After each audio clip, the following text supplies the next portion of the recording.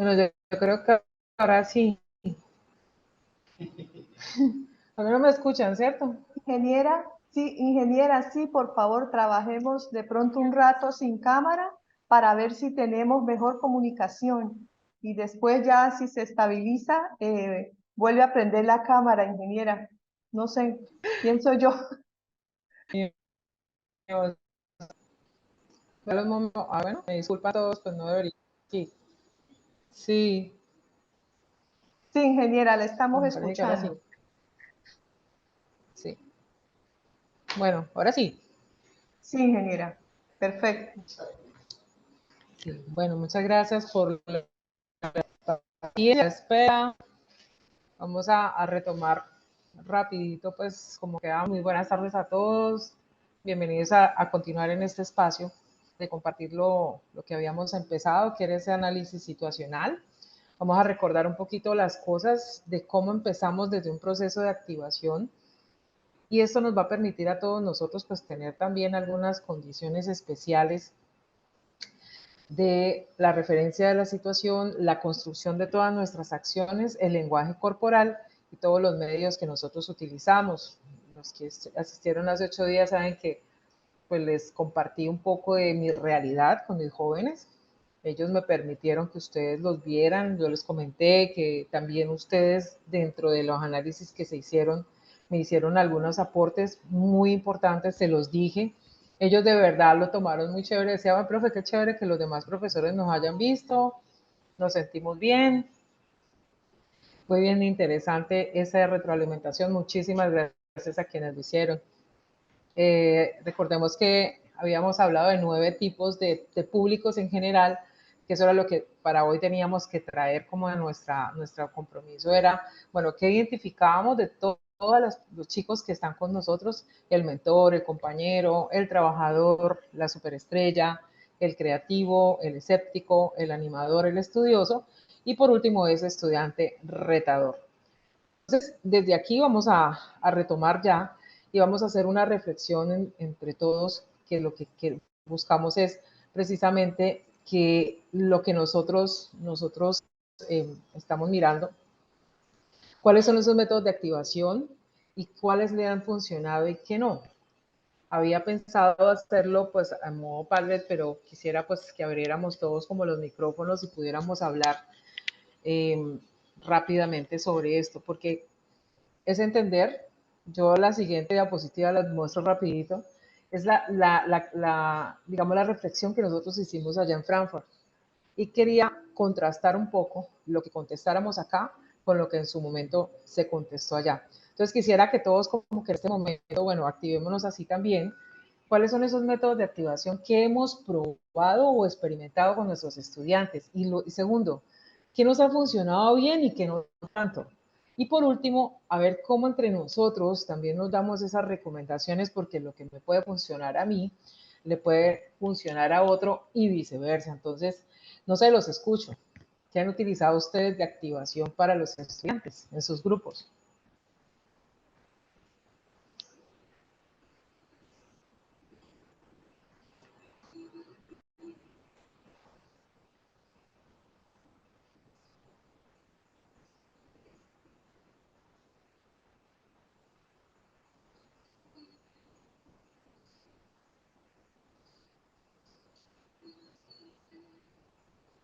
Buenas tardes.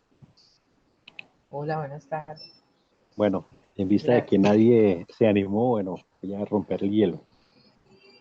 Eh, yo lo que normalmente hago en mis clases es preparar material para cada uno de esos tipos de estudiantes. Y siempre pues está la parte de la teoría, entonces se explican los conceptos, algo sencillo. Luego va acompañado de ayudas como audiovisuales, que les podcast, les comparto videos que me busco ahí por internet. Algunos de ellos los he hecho yo también. El ejercicio práctico, entonces de lo que vemos en clase, entonces hacemos ejercicios prácticos.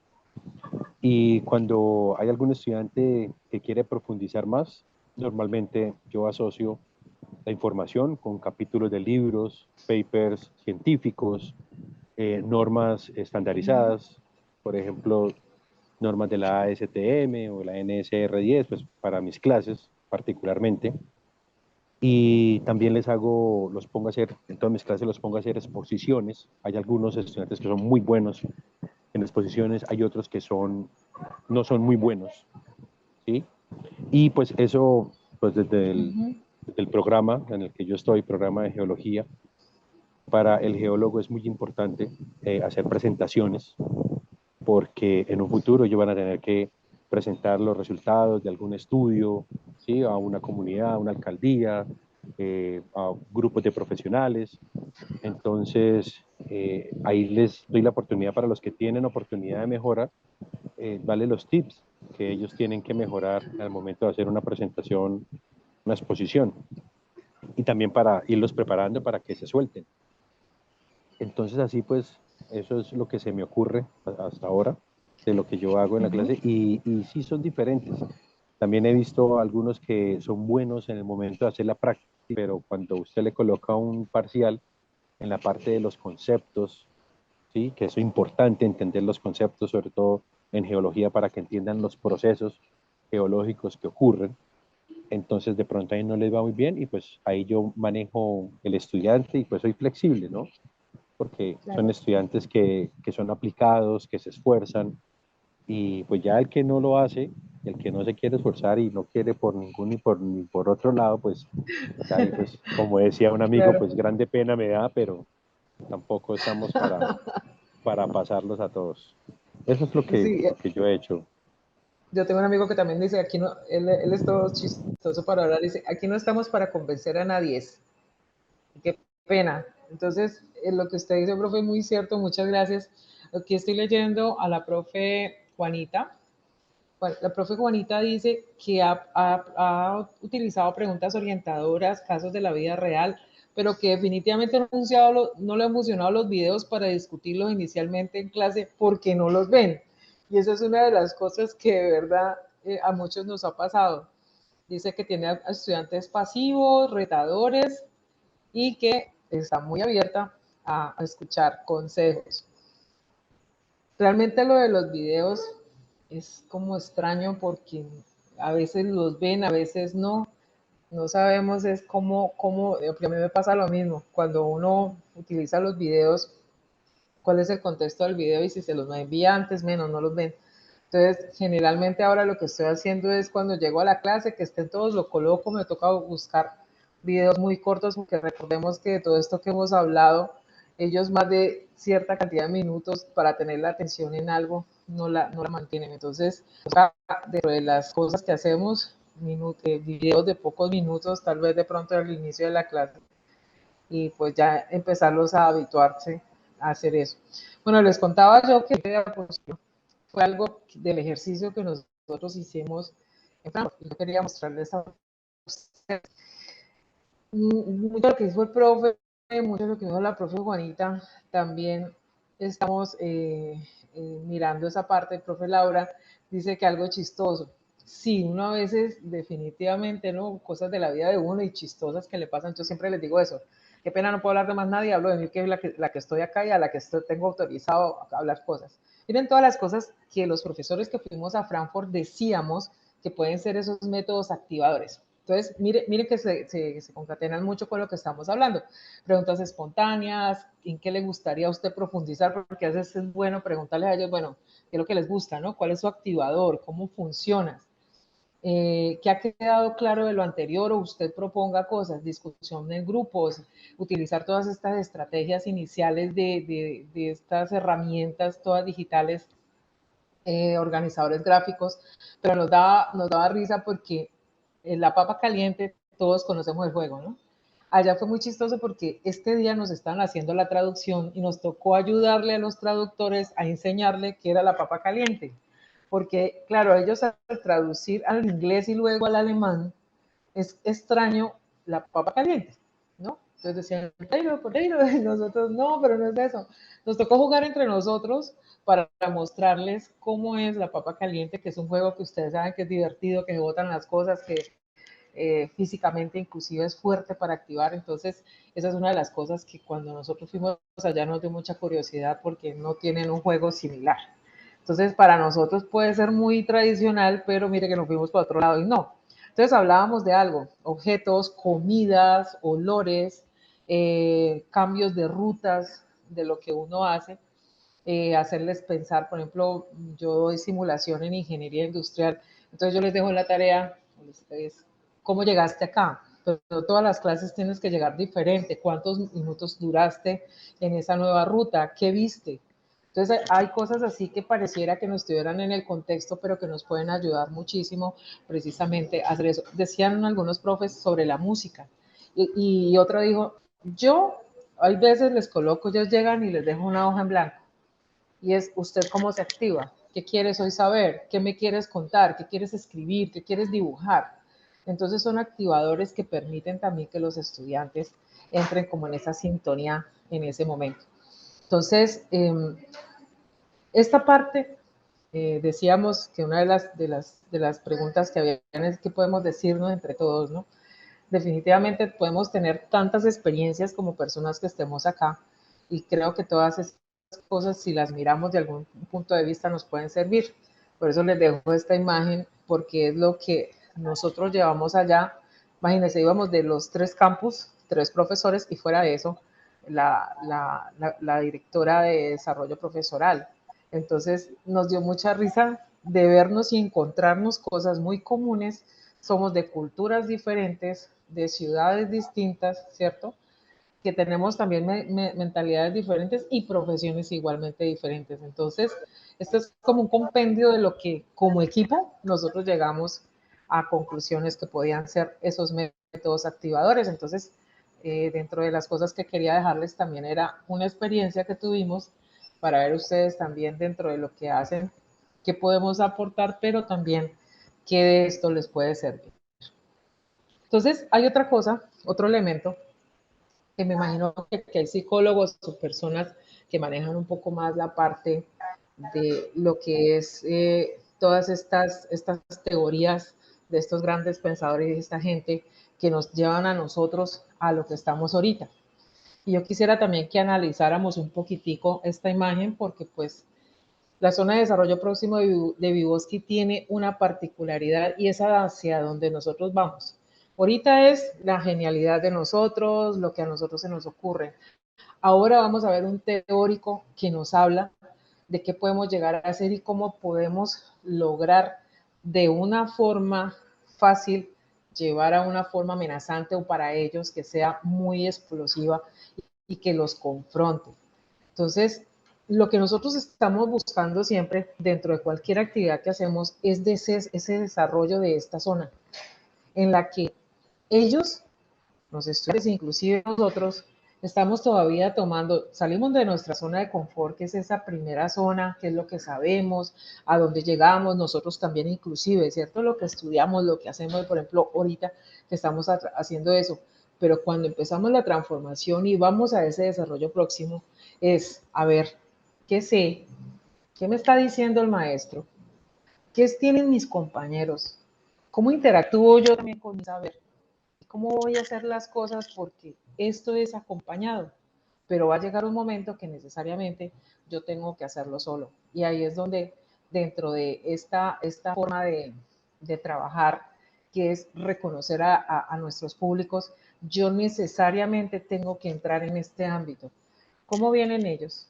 Debo ser intuitivo, intuitiva, cómo pueden venir ellos, qué es lo que más o menos a estas edades ellos manejan, y ahí es donde empieza el activador. Bueno, este grupo, decía la profe, no es tan chistoso, hay chicos que son muy pilos, hay otros que definitivamente no. Sí, hoy por lo menos chicos, ustedes vieron la semana pasada que de los 7 y los 4 estaban así como de verdad en el pupitre, en la mesa. Entonces hoy los miraba yo y yo decía, ¿qué pasa? ¿No? Hoy con estos chicos, entonces me les entré por otro lado. Estoy dando antropometría, entonces en una asignatura de ciencia de los materiales, pero lo estoy llevando hacia el diseño de producto. Les dije, bueno, vamos a medirlos, vamos a hacer medidas antropométricas. Entonces, en ese caso, fue cuando ya giré un poquito esa motivación de ellos. Entonces, ellos venían, pues, uno sabe que es un metro, que es una medida, pero muy distinta cuando yo hago que ellos interactúen diferente con eso que van a aprender nuevo. Cómo ellos valoran su cuerpo, porque necesitamos el percentil de todo el grupo para poder diseñar un objeto. Ese es el reto, de que a todos les sirva. Entonces, la única manera era que todos se midieran.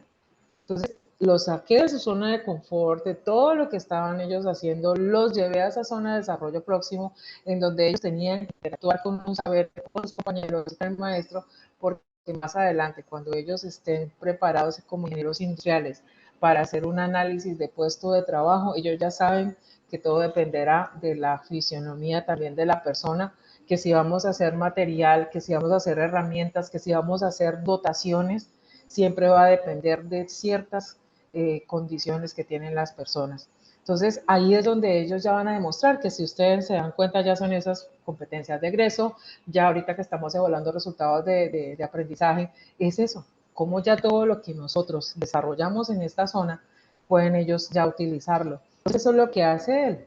Vygotsky nos enseña a decir hasta dónde pueden ellos alcanzar, hasta dónde los podemos nosotros llevar, hasta dónde puedo ser consonante con todos ellos, de manera que ya al final ellos puedan defenderse. Entonces, este señor nos deja una gran enseñanza y nos da una gran herramienta, y es entender esta zona, que es sacarlos a ellos de dónde vienen y de ese conocimiento básico, empezar a darles herramientas en conjunto, socialmente, pero también para prepararlos hacia el final, que eso es lo que realmente nosotros queremos con nuestros profesionales. Entonces entramos ya en materia en esta parte situacional y vemos tres cosas. Todo lo que es acción, y es prepararnos nosotros de ver a qué lo vamos a hacer.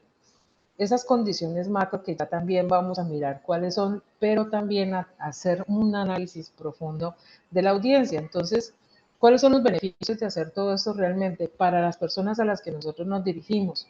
Pues ellos van a despertar interés, van a saber esos elementos previos que traen de conocimiento, les van a hacer para muchas cosas, porque a veces siempre, les decía yo hace 8 días, la pregunta es: ¿qué voy a hacer con todo eso? Es que hasta uno mismo dice, bueno, todo lo que sé, todo lo que hago, ¿qué hago con todo esto?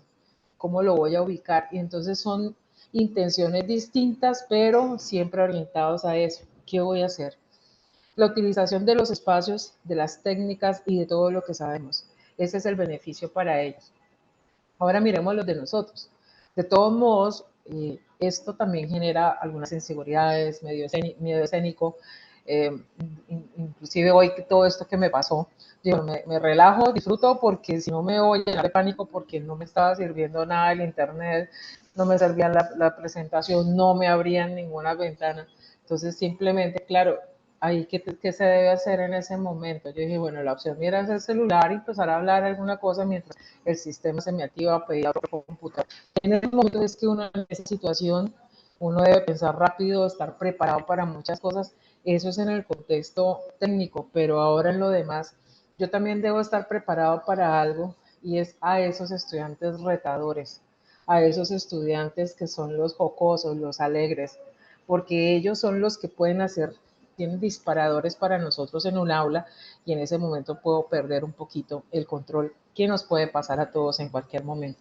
Entonces, todo esto que vamos a hacer en este momento redunda en ese beneficio para ambos. Entonces, quiero que hagamos este primer análisis de condiciones marco.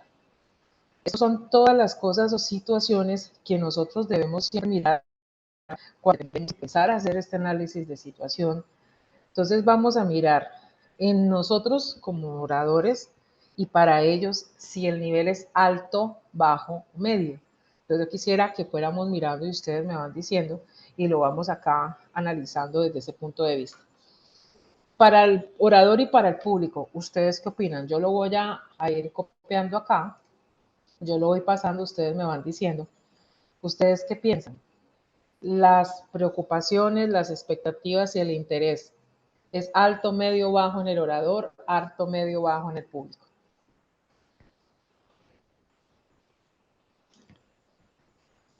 Yo creo que es en el orador la preocupación, las expectativas y el interés es alto. Y la expectativa y el interés en el público, pues es mediano, no tanto como el orador por la responsabilidad del proceso. Muchísimas gracias, profe. Vamos a hablar ahora general del grupo, tamaño y composición. ¿Es alto, medio, bajo para el orador, alto, medio, bajo para el público?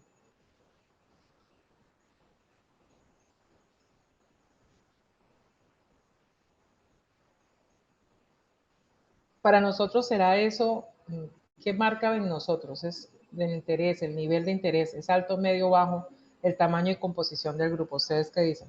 Bueno, buenas tardes para todos, ¿me oyen? Sí, señor. Bueno, considero que tanto la primera situación, preocupación, expectativas, interés, para tanto para el orador como el público son altos. ¿Por qué son altos? Porque si el orador está a la expectativa de cómo se va a comportar el público, igualmente el público, cómo se va a comportar el orador, ellos tienen la máxima atención. Lograr ese interés o captar ese interés del público es tarea fundamental precisamente del orador.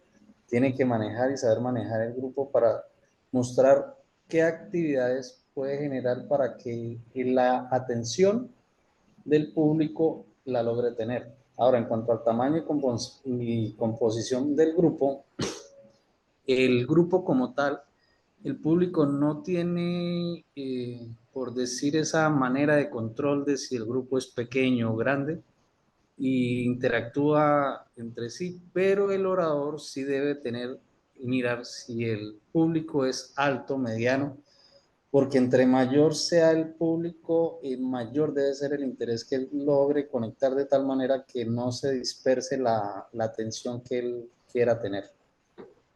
Profe, entonces usted dice que para el público, en cuanto al tamaño y composición, es bajo. Sí, porque el público no genera, o sea, el público es inherente si el grupo es grande o es pequeño. Ok, El interés viene prácticamente del orador, que de uno. ese sí debe tener el caso. Muy bien. Bien, Ahora, ahora vamos a mirar en estas condiciones macro la espacialidad. ¿Qué sucede antes? ¿Qué sucede después? ¿Cómo puedo yo mirar eso? ¿Es importante?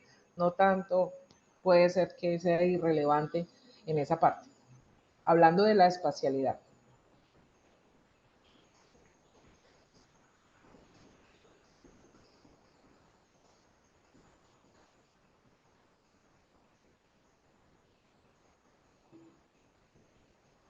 digo que nadie habla, entonces participo. En la especialidad el antes y el después, que como lo reiteraba anteriormente, todos están bajo una expectativa, tanto el orador como el público. Al comienzo, pues hay que romper el hielo con el público y de ahí igualmente todas las situaciones que están de ahí para abajo, todas se pueden enmarcarse en un mismo, en un mismo evento. ¿Por qué en un mismo evento? Porque de ahí, dependiendo del público al cual nos estemos dirigiendo, pues nuestra condición debe mirar. No es lo mismo hablarles a un público de pregrado, chicos de primer semestre que hasta ahorita están llegando del colegio, como hablarles a Es el estudiantes de quinto nivel semestre, último lingüístico. semestre, Exacto. o de igual manera a profesionales ya formados que necesitamos es en el área de posgrados. Entonces, todo hace parte como de un cóctel que el docente o la persona que esté llevando a cabo la charla tiene que tener en cuenta. En este aspecto es lograr captar la atención del público en general, porque hay situaciones donde el docente puede tener la mayor didáctica posible para realizar una clase, pero lamentablemente el público es disperso y no se puede presentar. Profe, y usted ha tocado algo muy importante, muchas gracias, y es cierto. De pronto uno se pone a mirar esta parte y si ustedes observan cuáles son esas condiciones marco para yo empezar mi análisis, yo digo, bueno, cuáles son las expectativas y el interés que yo pueda tener en mi público. El tamaño y composición del grupo. Realmente, si estamos mirando un aula de clase, yo sé y entiendo que en algunos lugares pueden ser 100 personas, 200 personas en una clase, dependiendo inclusive de los contextos. Y si yo soy un orador en una conferencia, voy a tener 2000 personas, ¿cierto? 2000 pares de ojos mirándome, y yo tengo también que eso tener en conciencia para nosotros es muy importante, porque eso va a depender que cómo los miro, cómo me expreso, el tiempo también que yo debo invertir en todo esto, y en ese mismo espacio yo también, si es algo que me permita a mí interactuar físicamente, yo debo saber cómo me voy a mover. Para mí, obviamente, es muy importante. De todos modos, cuando estamos en la espacialidad y tenemos un grupo, la mayoría de las veces están sentados, o si están haciendo equipos, pues también están en una conformación de celdas muy específica. Entonces, digamos que para ellos es simplemente estar cómodos de alguna manera, pero que cuando se interactúe, pues ellos lo puedan hacer. Este otro punto sobre el estatus, la cultura, los valores y las normas son cosas que de todos modos voy aprendiendo y voy mirando a medida que se van presentando en esta condición marco, pero que es algo que uno ya conoce, lo que decía usted, profe, uno ya más o menos sabe a quién se va a dirigir, cómo lo va a hacer. Entonces, todas estas cosas que vienen hacia abajo son cosas que de pronto nosotros no pensamos. De pronto en este momento es irrelevante, uno ya sabe que sale con todo y para uno todo es importante, pero sí es necesario que el contexto también nos muestre a nosotros, porque yo puedo lograr, yo me trazo un objetivo en mis cosas, pero ¿cuáles esos son los objetivos mínimos y cuáles son esos objetivos máximos que yo voy a lograr? ¿A qué le voy a apuntar yo más? Las cosas de pronto no se me van presentando como yo necesito que se presenten, pero cómo soy de flexible también para hacer estos cambios, porque yo realmente me preparo es a lo que dice acá de pronto objeciones y preguntas y las reacciones que tenga mi público. Para mí eso es importantísimo, inclusive a veces de los públicos ese punto también es bajo porque puede ser que no haya nadie interesado, puede ser que no, inclusive hoy cuando estamos en esto, que de pronto puedan surgir muchas cosas, pero a veces nos abstenemos también de hablar, pues es eso, cuáles son esas cosas que uno como la persona al frente de este proceso estima.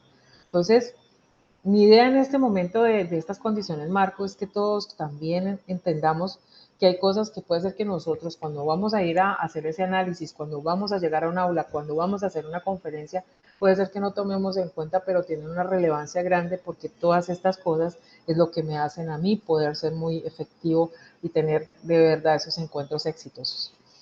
Otro elemento que quiero mostrarles y les cuento algo, estudiando todo esto, conocí esta estrategia del señor Waterman, de hecho es de 1980, pero me pareció muy útil porque esto hace parte, y si aquí hay personas que se dedican a la parte de administración de empresas y toda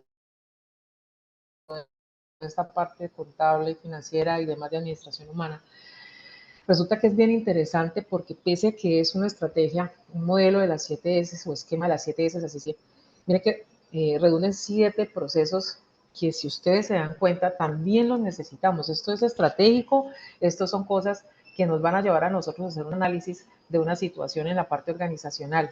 Y resulta que es bien curioso porque los dividen en 3 competencias fuertes y 4 que son suaves o soft skills. Entonces yo decía, bueno, si la estrategia, la estructura y los sistemas me permiten a mí cuando yo esté en el aula, que esto es estratégico, yo miro, bueno, ¿cuál es la estructura que yo necesito? Recordemos que eso también inclusive dentro del inicio de esta parte, recuerde que hay una construcción, es una estructura que yo debo construir fuerte, sólida, que son mis datos, mi sílabus, todo lo que yo ya traigo establecido, que yo voy utilizando para mis clases, pero también miro cómo voy a hacer todo ese ensamble en el sistema. Recuerde que todos nosotros somos sistémicos y todo es la interacción que yo tenga con mis chicos, con el saber, con las herramientas virtuales, con el lugar, todas las cosas macro que yo estaba mirando hace un momento, eso hacen del sistema que voy a empezar a hacer de lo que es presentar y que me escuchen debe ser así activo. Luego vamos a mirar cuáles son las estrategias. Mire que desde un inicio yo ya tengo que mirar en estas habilidades fuertes cómo lo voy a hacer, qué debo hacer en el momento, si cambio, ser flexible, resiliente en este caso. ¿Hacia dónde nosotros vamos a llegar? Hacia los valores compartidos, que se acuerdan que hablábamos de objetivos mínimos y máximos. Bueno, ¿cuáles son esos objetivos que me redundan a mí en todas estas acciones? Y si nosotros vamos a mirar estas 4 suaves o estas soft, skills que necesito formar, es el estilo, la parte personal, las habilidades para finalmente llegar a eso. Entonces, ¿qué sucede con todo esto? ¿Cuál es el estilo que yo de verdad como orador, como presentador, como profesor voy a tener? ¿Y cuál es el estilo de ellos, cierto, de nuestro público? Cuando vamos a mirar la parte personal, yo también tengo que apuntarle al ser. Recordemos que una de las elementos de nuestras competencias que debemos tener muy claras ahora que estamos en esto, los resultados de aprendizaje, precisamente es el ser. ¿Cómo lo vamos a tocar nosotros dentro de lo que nosotros vayamos a mirar en el aula? Y esas habilidades comunes, ¿cómo las vamos a utilizar? Entonces me pareció súper chévere este modelo, mirarlo, entenderlo, porque si nos damos cuenta, si esto es a nivel de estrategia organizacional, intentemos mirarlo también en nuestra aula como lo mismo. Tenemos cosas para nosotros, y es nuestro saber hacer. Eso es lo que nosotros tenemos. Esa es nuestra parte cognitiva, nuestro conocimiento está ahí, pero también como ser que somos, esta otra parte nos lleva hacia dónde nos encontramos con los jóvenes y dónde verdaderamente gestamos estos valores compartidos o esos objetivos superiores que en nuestro anterior análisis estaban allí. ¿Cómo voy a mediar en eso? ¿Qué quiero yo que encuentren ellos? ¿Hasta dónde quiero llegar yo? Entonces, este es el otro aporte, ¿cierto? Mire que ya hablamos de Vygotsky, hablamos un poquito de esta parte Marco. Esta es otra estrategia para mirar de manera sistémica todo lo que sucede en el aula, para entonces empezamos a llegar ya a lo que es este análisis de situación, y esa es otra herramienta, que es la herramienta AIDA. ¿Qué debo hacer yo? Captar la atención, generar un interés, hacer un desarrollo temático, pero también hacer un cierre o generar estas conclusiones que nosotros hacemos. Entonces, ¿cómo lo hacemos nosotros? ¿Cómo lo vamos a hacer? ¿Cómo lo vamos a plantear? Pues ya va a depender de estas tres acciones. Cada una de ellas, yo tengo que mirar qué contiene el proceso de captar la atención, qué contiene el proceso de generar ese interés, qué contiene mi desarrollo temático, mis subtemas, y qué voy a dejar allí para que finalmente yo pueda hacer un cierre de esa sesión que yo voy a hacer con mis jóvenes o en una conferencia. Entonces, claro, si nosotros miramos, es tener más conciencia de cómo se desarrolla la introducción, el desarrollo y las conclusiones. Esos, digamos, son los temas macro de cómo se desarrolla un tema o una clase. Pero acá también nosotros que tenemos que mirar algo que es muy importante, que viene con la planeación, que eran los talleres que hicimos todos en conjunto, los profesores que fuimos a Frankfurt, era cómo planear precisamente que nuestra clase sea exitosa, y es cuando tenemos nosotros que tener en cuenta el tiempo, los efectos, las fases, cómo las activo, cómo de pronto si necesito algo pasivo, cómo voy a aportar muchísimo más y cómo voy a permitir que en esa captación de atención los estudiantes me generen esos aspectos que yo quisiera. Y ahí es donde vienen todas estas herramientas de activación.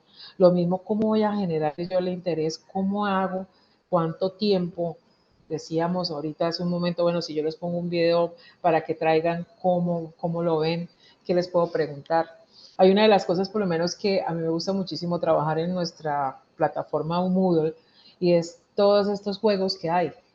Pero esos juegos son posibles gracias a que uno haga los glosarios. Entonces es algo que les quiero también a ustedes dejar ahí como en el tintero, cómo lo hacemos nosotros acá en Ingeniería Industrial, que es una idea que nos surgió. Como todos tenemos que utilizar una segunda lengua en el aula, tenemos que también hacer estrategias para el aprendizaje en este sistema de internacionalización en la parte de bilingüismo, pero también movernos dentro de ese mundo virtual, ¿no? Y para eso está en esos encuentros asincrónicos. Entonces, ¿nosotros qué hacemos? Los glosarios en inglés, y jugamos culebrita, jugamos hangman, jugamos los puzzles, todo lo que las herramientas que están ahí.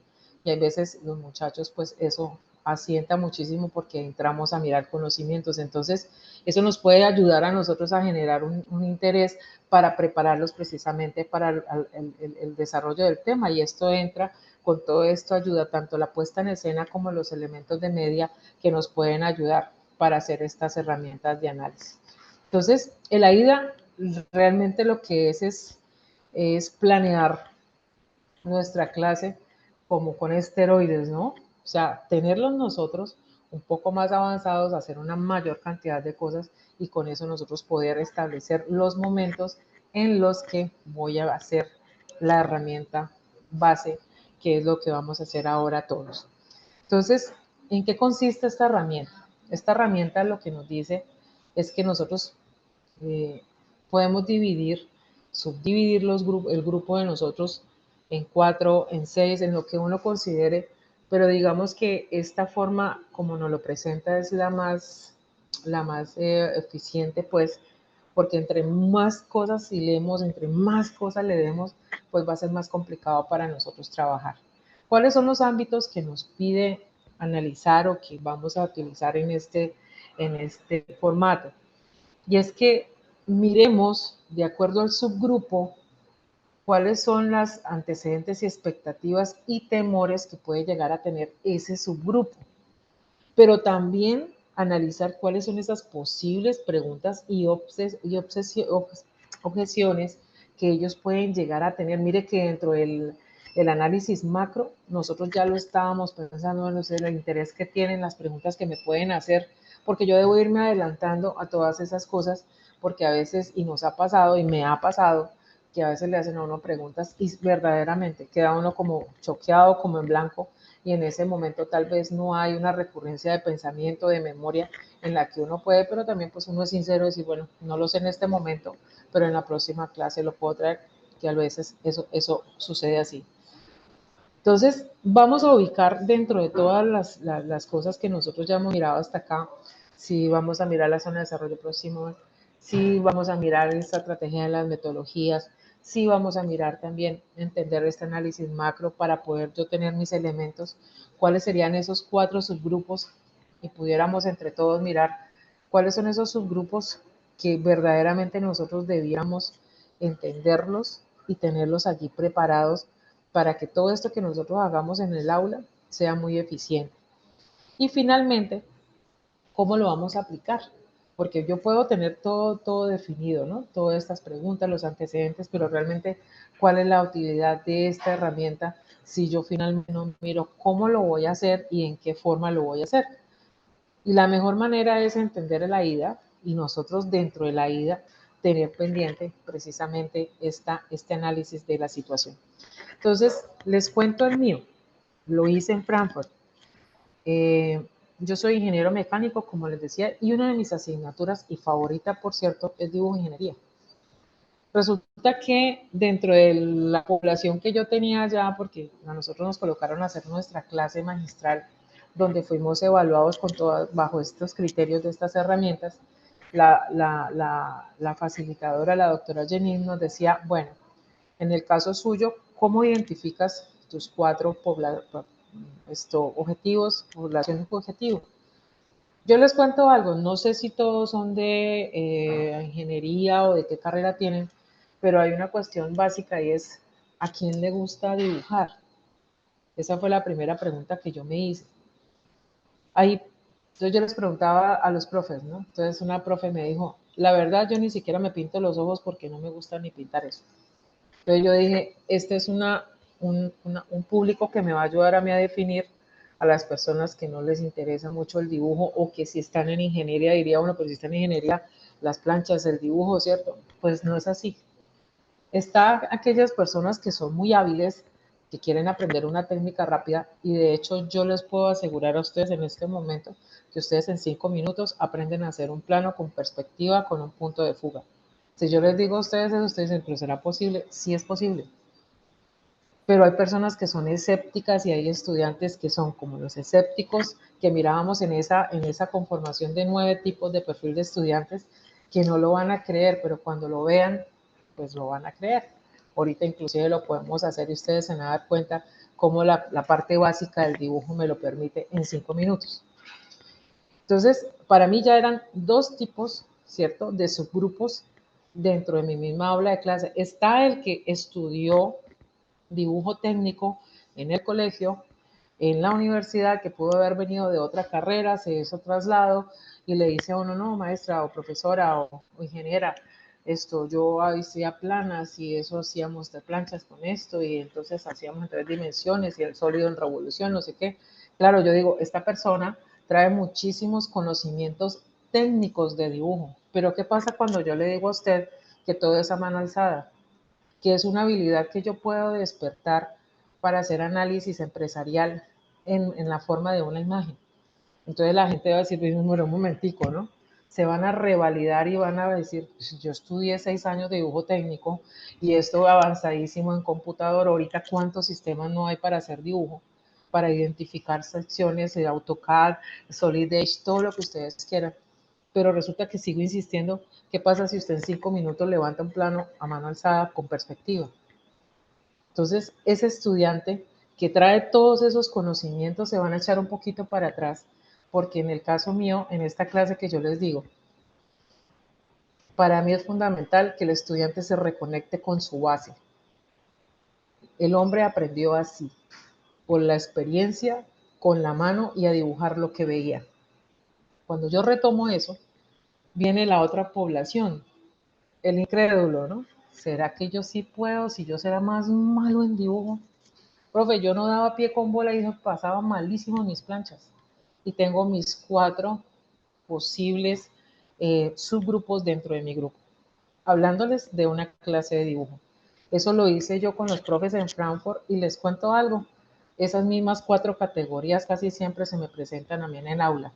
Los que saben que vienen de la parte técnica, que no creen que pueden hacerlo, el escéptico que definitivamente eso no le gusta, el que jamás ha dibujado y que no le gusta, y el que cuando lo hace, pese a que lo hace, se esfuerza, siente que lo hace mal. Entonces, aquí es donde me empiezo yo a preparar y quisiera pues que todos hiciéramos ese ejercicio de cómo nosotros podemos realmente establecer esos subgrupos. Quisiera como que si hay personas de la salud, quisiera como si lo hicieron de pronto, tuvieron esta semana para analizarlo, para mirarlo.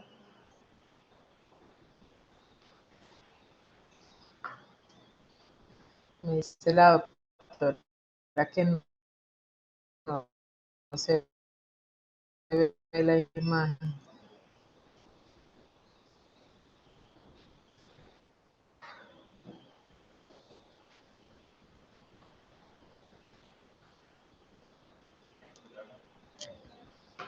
¿Sí se ve ahora sí? Doctora, ¿sí se ve?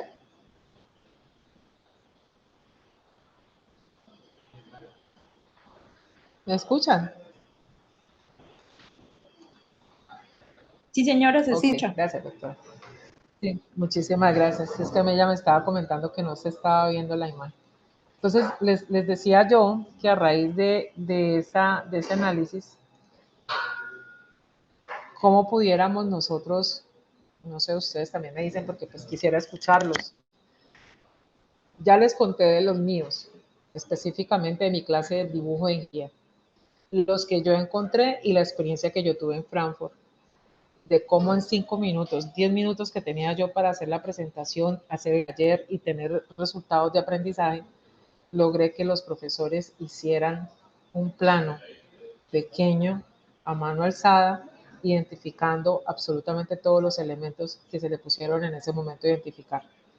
Entonces lo que hice fue esas potencialidades, utilizarlas de alguna manera, pero entonces quisiera que hiciéramos ese ejercicio con al menos 2 de las aulas de ustedes y si ustedes pudieron identificar previo a este taller precisamente esta parte. Entonces quisiera escucharlos también a ustedes.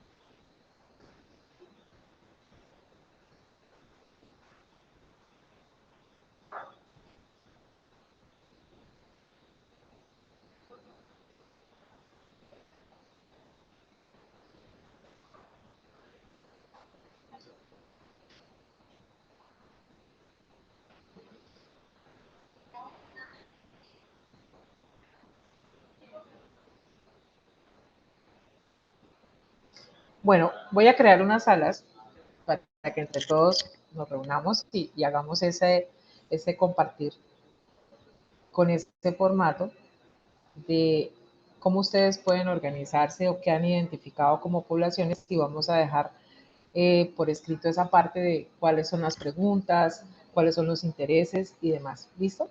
Entonces, vamos a mirar cómo nos podemos también compartir esta parte y ahorita nos reunimos nuevamente para mirar, ¿vale?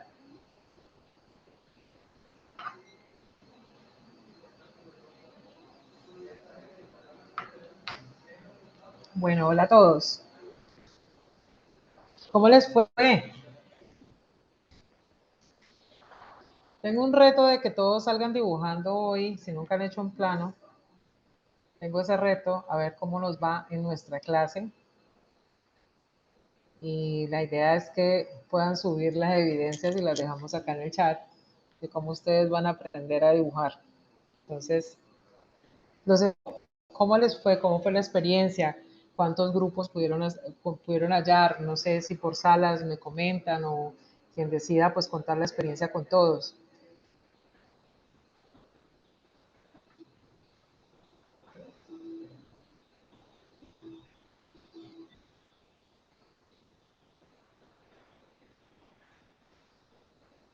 Profe, Dale, bueno, dale, dale, dale. nosotros tenemos a los del grupo salud y encontramos 4 grupos que son generalmente aquellos chicos, como primer grupo, chicos que son auxiliares de enfermería, que ya traen su conocimiento previo, que pues manejan bien los procesos. Está el grupo de estudiantes que medio conocen, pero que se atreven, que son participativos y que siempre están en pro de la práctica. Tenemos aquellos chicos que saben muy bien la teoría, pero no se atreven en la práctica. Y tenemos aquellos chicos que ni saben la teoría ni se atreven en la práctica. ¿Y cómo los abordan a cada uno, profe? Pues la pregunta era, ¿qué hacíamos con el último grupo, que es el más cruel de todos? Porque pues ni quiere aprender, ni quiere hacer. Entonces, Profe, antes de que continúes, ¿cómo llegamos a esa conclusión de que ni saben ni quieren hacerlo? ¿Cómo llegan allí? porque son chicos que no se motivan absolutamente nada, que cuando se les pregunta, la respuesta es, profe, no sé. Son estudiantes que reiterativamente repiten cursos y que no se les ve el avance. Y además cuando uno los pone a hacer, pues no hace. Ok, ¿y cómo fueron esas preguntas para, para uno apoyarlos o aportarles a ellos o abrirlos? Pues la conclusión a la que se llegó en el grupo fue que lo inicial es preguntarle qué los motiva y que una vez pues definiendo qué realmente es lo que los motiva, tratar de orientarles o buscarles que hagan un cambio en su comportamiento o definitivamente que cambien de carrera. ¿Sí será posible eso? Ahí es enfermería, decía, ¿cierto? Y pues, por ejemplo, la propia enfermería nos comentaba el caso de que ella tenía un estudiante que decía que estaba repitiendo y que no hacía ni práctica ni teoría porque ella estaba obligada a estar ahí y que ella no quería estar ahí, que su sueño era ser chef. Entonces, pues esta chica, siendo así, nunca va a poder eh, hacer un avance significativo porque su proyecto de vida no es ser enfermera. Ok, tremendo, ¿no? Bueno, ¿y cuáles serían entonces, profe? ¿Cómo lo armaron? ¿Cuáles eran esas preguntas? ¿Cuáles son esos objetivos que se trazaron? ¿Cómo los movemos? ¿Cómo los recuperamos un poco? Pues es que llegamos hasta el punto del otro lado de la moneda, les decía yo, y son los chicos que como ya trabajan como auxiliares, ya la parte práctica, los métodos muchas veces traen saberes previos que no se dejan orientar mucho. Entonces es el primer grupo que uno dice, uy, y aquí cómo los abordo porque son los chicos que se vuelven retadores, que no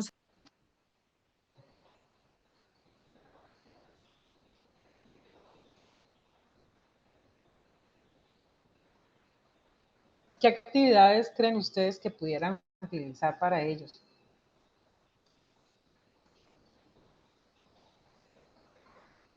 pues a mí los estudiantes que me tocan así siempre los pongo a que hagan más, o sea, sin ir a hacer, a que no sea una enseñanza equitativa, o los pongo de monitores en el curso, o los pongo a que sean los que expliquen ciertos procedimientos. Terminan siendo los que apoyan al grupo de los que en teoría son buenos, pero que no se atreven a la práctica para que los orienten a ellos a poder ejercer el proceso del saber hacer. Bien, profe, gracias. ¿Alguien más tuvo un grupo así como similar al del equipo de la profe Juanita?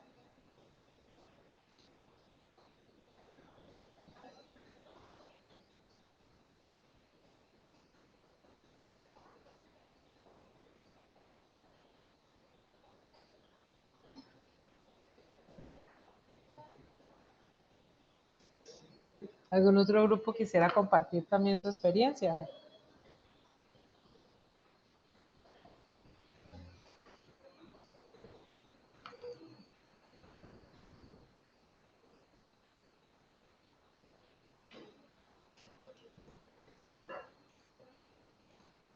Bueno, les decía yo que quisiera precisamente, queridos compañeros, compartir con ustedes algo de la experiencia que tuve para que en estos minutos que nos quedan, vamos a ver cómo ustedes pueden también como públicos, cómo respondemos ante este tema nuevo, que de pronto mis compañeros de geología o de pronto si hay ingenieros, podemos visionarlo un poco mejor porque venimos de esa rama. Pero quisiera dejarles a ustedes algo de lo que a mí me apasiona y es cómo podemos hacer toda esta parte de la perspectiva. Comienzo para mostrarles cómo se ve la universidad, cuáles son las visiones que yo tuve de la institución donde fuimos a visitar y cómo la cámara de nosotros no solamente es solo la fotografía, sino también cómo yo la expreso y cómo empiezo a reconocer los elementos. Entonces, podemos mirar que es del mismo lugar, pero hasta dónde los elementos que están circundantes me sirven a mí para poder hacer precisamente una orientación o poder yo mirar mi perspectiva real del evento. Estos son lugares que nosotros estuvimos visitando, pero que fui cuidadosa de tomar las fotografías, de manera que cada fotografía que tomé, ahora ustedes se van a dar cuenta y la volvemos a repasar después de que entendamos el concepto, cómo es la perspectiva teniendo en cuenta un punto de fuga. Nosotros a veces tomamos las fotos en los celulares y no nos damos cuenta, ¿cierto? ¿Cómo puedo yo maximizar y cómo realmente puedo yo optimizar una imagen en pro de algo que yo requiera? Entonces, cada cosa de estas que les estoy mostrando fue parte de la vivencia. Inclusive nosotros, dentro de cada uno de los lugares donde íbamos, pues habían cosas muy curiosas, cosas muy ancestrales. Por ejemplo, este lugar que estaban viendo acá, ese señor parecía un vikingo gigantísimo, pero es un lugar muy tradicional en Frankfurt, donde se bebe sidra de manzana y que es desde 1862 el lugar. Entonces, estamos hablando. Pues bien, este es el tema. ¿Cuál es la perspectiva de cómo yo de un plano paso a 3 dimensiones? Y esta es una fotografía que si ustedes la ven, ya nosotros podemos manifestar en nuestra mente cómo es la forma que yo debo ver. La idea es que ustedes allá en donde estén, si están con sus agenditas o si tienen algo para escribir, hagan lo que vamos a mirar ahorita para que a ver si al final tomamos las foticos y algunos de ustedes suben y logramos el objetivo, que es que ustedes dibujen a mano alzada escenarios reales. ¿Qué buscamos con esto? Que haya una observación de base, que ustedes entiendan que las herramientas, o que todos entendamos que nuestras principales herramientas son un lápiz, un lapicero, una hoja y nuestra mano, y cómo esto nos puede servir a nosotros para diagnosticar rápidamente en donde estemos y en la situación que estemos, algo que necesitamos nosotros arreglar, mejorar o optimizar. Entonces, precisamente cuando nosotros empezamos a tener conciencia de toda la perspectiva, nosotros estamos dándonos cuenta que algo plano lo puedo volver en 3 dimensiones. Uno mira este piso y uno a veces, yo cuando veía esta imagen la primera vez, a mí me mareó, porque si ustedes se dan cuenta y la tienen en detalle, uno parece que se fuera como dentro de los cuadritos. Esa es la perspectiva y eso es a lo que se busca, dar profundidad en un plano, porque esto es una fotografía, tiene solo 2 dimensiones, pero ¿cómo logro yo darle profundidad? Esa es la forma en que yo lo voy a mirar. Este es un cuadro que todos conocemos y creo que es de las cosas que esa persona que la pintó, que sabemos quién es, tuvo en cuenta, y resulta que nosotros hasta ahora es que estamos descubriendo muchas cosas de estas, y es que precisamente en esta perspectiva de la última cena hay un punto de encuentro y de eso se trata. ¿Por qué se llama así punto de fuga? Porque es el punto por donde se va a ir mi mirada. Y si ustedes observan, no solamente por la persona que es, no solamente el mismo dibujo, sino que la significancia que tiene y el resultado de fijarnos en un solo punto, y ese es Jesús, que está en la mitad del cuadro. Entonces, la idea es que hay unos elementos. Nosotros, esta imagen creo que a todos nos gusta cuando nos paramos en el mar. Siempre hay una línea de horizonte. Por eso anteriormente decíamos la tierra es plana, porque hay una línea que me parte a mí el panorama y es la línea que yo utilizo como elemento base para mi observación en la perspectiva. Entonces, digamos que nosotros somos esa persona, estamos en el mar, estamos mirando esa perspectiva y vamos a mirar qué otros puntos y elementos hay. Ya tenemos uno, la línea de horizonte. Ahora vamos a mirar el punto de fuga y es el punto donde mis ojos se encuentran con el horizonte y de ese horizonte puedo sacar esas líneas que me llevan hasta allá y que hay un punto realmente en el que yo me voy a ubicar. Y esto es una fotografía. Quiere decir que si ustedes se ubican en su espacio en este momento donde están trabajando, ustedes pueden lograr lo mismo y tomar la fotografía como ya las tomé. Entonces, ¿por qué se llama cónica? Porque precisamente hagan de cuenta que se llama fuga. Hagan de cuenta cuando ustedes están comiendo un helado, que es un cono, siempre uno cae una gotica por la puntica del cono. Y eso es lo que busca la gotica, fugarse. Pues nuestros ojos hacen lo mismo. Se fuga de una forma, de 2 o de 3. Y eso es lo que nosotros vamos a aprender ahorita. Y esto es lo que yo les decía a ustedes, cómo desde una figura geométrica, que es un cuadrado, un rectángulo, yo tengo un punto en la mitad y llevo todas las líneas hacia ese punto, yo puedo perfectamente un plano volverlo un espacio tridimensional.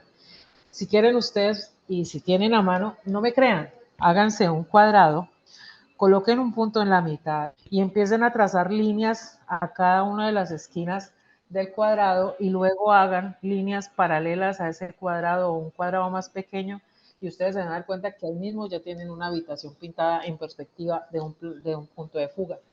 Ahora, ¿por qué les decía yo que sirve muchísimo para hacer? Y esto es algo que se les enseña a los chicos de ingeniería industrial. Cuando están haciendo un recorrido en una planta, cuando están mirando algún riesgo referente a la parte mecánica o a la parte luminaria y demás, se puede hacer un examen rápido, un análisis rápido de cómo de pronto la luz incide mal en una máquina, cómo un trabajador está incómodo, cómo, si ustedes observan, los espacios son muy delgados para que personas de pronto robustas puedan pasar por ahí. Entonces, rápidamente yo puedo hacer un análisis basado en esto solamente, en situarme con figuras geométricas en una situación específica. Entonces, de eso se trata esto, que yo pueda una imagen real pasarla a líneas de trazo y figuras geométricas. Entonces miren que esto es una casa. ¿Dónde está ubicada la línea de horizonte? Casi que nosotros ya intuitivamente vemos dónde está la línea. Por donde están nuestros ojos es que pasa la línea de horizonte. ¿Y cuáles son esas líneas que me llevan a buscar ese punto de fuga? uno mira las líneas principales, por ejemplo, ustedes se ubican en el techo, la línea de los árboles que vienen en otro lado, y yo ya puedo intuir que hay precisamente un punto en específico donde mis ojos se centran y donde todas las líneas llegan allá. Y casi siempre, si ustedes se dan cuenta y lo pueden creer, ustedes párense de frente, miren hacia el fondo y ustedes se van a dar cuenta que las líneas se van acercando hacia allá, y esa es la teoría de lo que es el punto de fuga. Cuando estamos en los dos puntos de vista, son esquinas. Esta es la forma en que si yo me paro en una esquina, yo puedo ver para un lado y para el otro. ¿Para qué es muy útil esta visión y esta perspectiva? Si yo necesito tener seguridad en un lugar donde tenga dos esquinas, yo puedo perfectamente, si ustedes se dan cuenta, yo puedo construir un paralelogramo haciendo el cruce de esas líneas. Eso sale precisamente por construcción. La puedo mirar arriba, la puedo mirar en la mitad de frente con mis ojos, y miren que mis ojos nunca pierden la línea de horizonte. Entonces yo puedo mirar hacia arriba, hacia abajo, hacia el centro, mi ubicación de mi sólido, y yo puedo construirlo de esta manera. Entonces esta es una fotografía real, y démonos cuenta que ya mis ojitos dicen dónde está la línea de horizonte en este cambio de colores. Ahí está. Pero hacia dónde se va la mirada y hacia dónde son las fugas tienen dos puntos. Hacia la derecha se va así por la pared y va llegando para nuestros dos ojos. Aquí en este momento la imagen no aparece, pero hacia el otro lado, mire que de alguna manera es un poco más cercano. Cuando vamos a mirar las perspectivas aéreas, es la combinación de las tres. Y resulta que esta perspectiva aérea ayuda muchísimo en el caso de que yo qué quiero, si quiero aumentar o quiero disminuir. Cuando yo estoy en esta situación, yo miro, generalmente los puntos de fuga están utilizados así. Y pónganse ustedes a mirar y hagan una fotografía en especial de todo y se van a dar cuenta. Entonces, mire que para todas las personas el horizonte es diferente porque están en diferentes alturas y en diferentes lugares. Esto es lo que se trata la perspectiva de tres puntos. Si yo miro desde arriba, yo voy a ver pequeño, pero si yo miro desde abajo, esta es una ciudad muy importante, vista desde arriba y se ve pequeñita, pero si yo quiero maximizarla, yo la miro hacia arriba. Esto es un plano que es muy similar a la primera imagen que vimos, y podemos darnos cuenta que yo puedo diferenciar en esto, en un solo lugar, el punto de fuga respecto a otro plano y cómo le doy profundidad en un solo lugar. Y esto es hecho a mano alzada. Entonces, este señor que fue tan importante precisamente decía eso, que cuando yo utilizo mi mano y hago la pintura, lo que estoy haciendo es lograr una perspectiva, y este señor es el maestro de la perspectiva. Entonces, ahora vamos a volver a ver las fotos. Entonces, aquí, ya en este momento, después de recorrer todo este camino, ya puedo mirar un poco mejor y ya sé dónde está mi línea de horizonte. Si ustedes se dan cuenta, las líneas del techo, hacia donde nos llevan más o menos, están hacia la ventana que está en el fondo, y hacia allá es donde está nuestro punto de fuga. Esta imagen es un poco difusa. Aquí yo ya no puedo mirar, des en cuenta que es una selfie que yo tomo, pero no me ayuda, sí está centrada, pero no me ayuda en gran parte mirarlo, pero sí tiene la perspectiva que de pronto en ese momento yo estaba buscando. Ahora miremos el salón. Si ustedes ven las líneas de arriba de las bombillas, esas líneas nos está diciendo hacia dónde va dirigido, y casi queda, la línea de horizonte está sobre el tablero que tiene el fondo rojo. Por ahí está, y por ahí está el punto de fuga también. Esta es otra que se parece mucho a la carrilera. Si se dan cuenta que la callecita me va indicando hacia dónde está mi punto de fuga, y en el fondo se ve claramente la línea de horizonte y hacia dónde se encuentran, y ahí es donde yo empiezo a entender y a conocer la perspectiva. Ahora miremos esta. Mi brazo, la mesa, está llevándonos hacia el fondo. Entonces, donde está el señor de la camisa negra hacia allá, en el fondo, es donde ya yo puedo mirar, y ahí está mi línea de horizonte.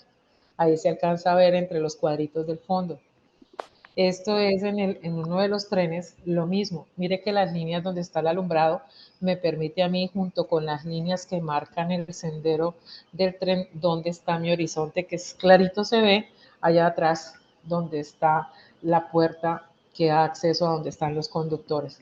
Entonces, miren que ya en este momento nuestros ojos ya están mirando de manera diferente. Esta es una perspectiva de 3 puntos, porque me está permitiendo ver el vaso hacia abajo, ¿cierto? Yo me paré encimita y yo lo tomé hacia abajo precisamente como que se estirara, pero también a la vez hacia los lados también lo encuentro. Y esto es una perspectiva que me permite ver el árbol muy grande, pero muy grande. Esa es también de 3 puntos, pero hacia arriba. Esta es hacia abajo, veo el vaso más pequeño, pero hacia arriba veo el árbol grandísimo y no era tan grande, sino que yo no por mi perspectiva puedo lograrlo.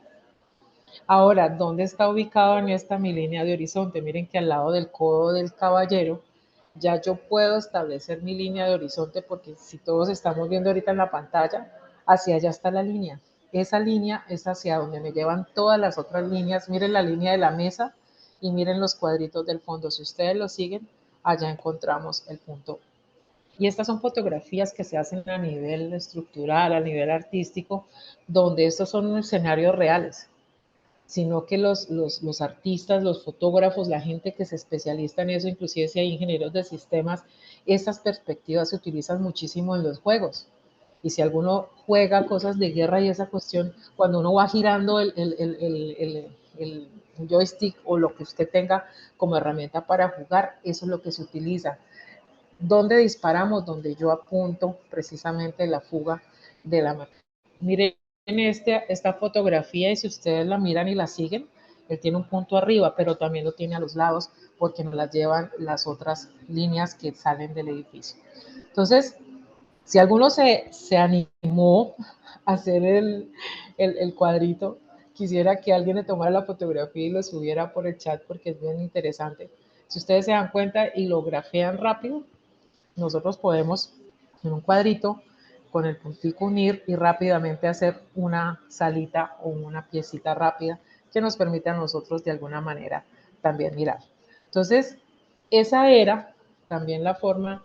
Esta presentación yo la hice allá y lo hice para mis públicos porque la profesora nunca había dibujado, una de las profesoras tampoco, la facilitadora ni la intérprete tampoco, y ellas alcanzaron a hacer en tan corto tiempo, y eso mismo que les estoy mostrando a ustedes en tan corto tiempo, cuando terminé, habíamos logrado que al menos estuviera la habitación diagramada y con una imagen real de lo que estamos mirando. Entonces ahora en adelante, cuando ustedes vayan a hacer alguna fotografía, jueguen con eso, jueguen con su visión, jueguen con la forma en que ustedes pueden expandir en 2 o 3 dimensiones y verán cómo sus fotografías cambian muchísimo y ustedes pueden también con el celular, que es una herramienta básica, mirarlo de esa manera.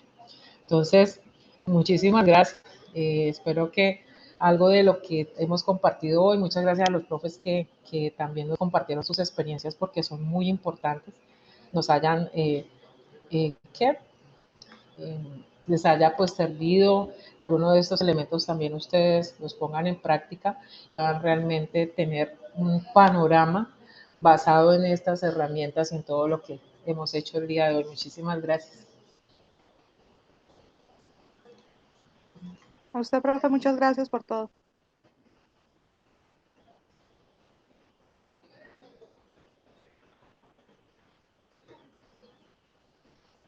Muchas gracias.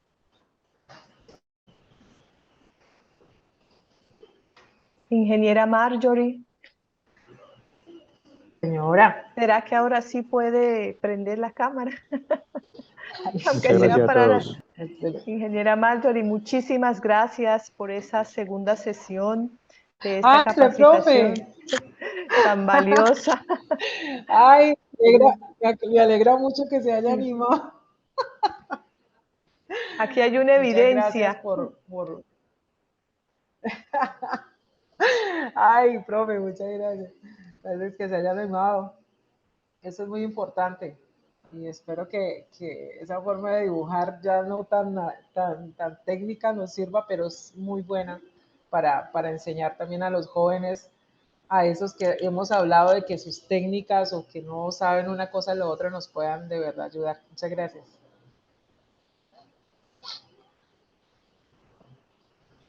Ingeniera Marjorie, pues muchas gracias por esta excelente capacitación.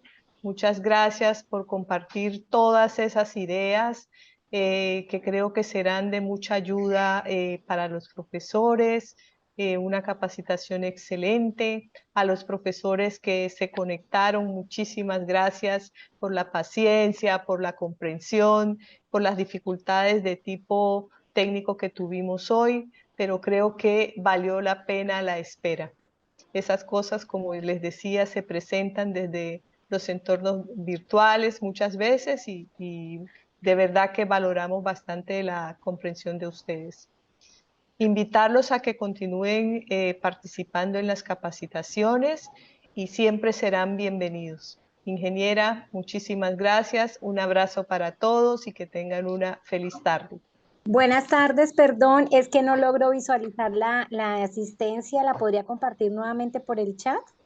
No logro visualizarla. Sí, con mucho gusto. Mil gracias. Hola, buenas Profesora. tardes. Es que le doy link a la asistencia y me sale como un quiz o algo de 45 minutos de retroalimentación, creo que decía. ¿Sí? No, Estoy y dale inicio. O sea, le doy clic ahí y esto. El inicio, ¿Y sí. esa es la asistencia? Acabo de Entra compartir en la clic donde dice asistencia. empezar y ahí te sale. Acabo de compartir la asistencia y voy a compartir también la retroalimentación.